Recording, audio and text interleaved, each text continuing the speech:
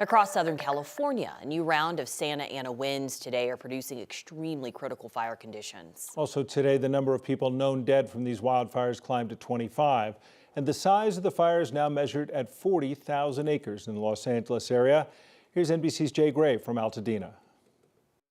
Look, you've seen the scope of devastation here. I'm sure a lot of you have seen over and over those images that we've seen from the sky of the footprint of this massive fire.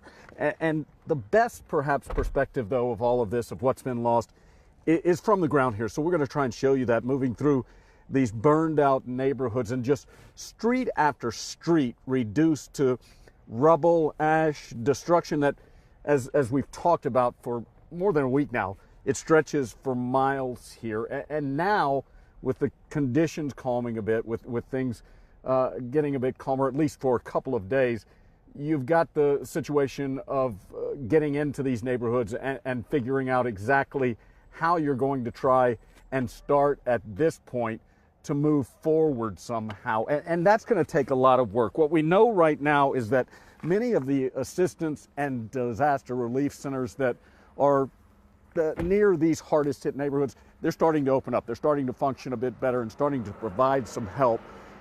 As you know, that help's going to be needed for quite some time. But thankfully, with these conditions calmed in small pockets, not everywhere, but in small pockets, we're seeing some of the crews, power crews, gas crews, water crews coming in and starting to assess how they're going to move forward. And of course, that's got to happen before you can get anyone back in and really in earnest starting to work on what's going to be a difficult recovery.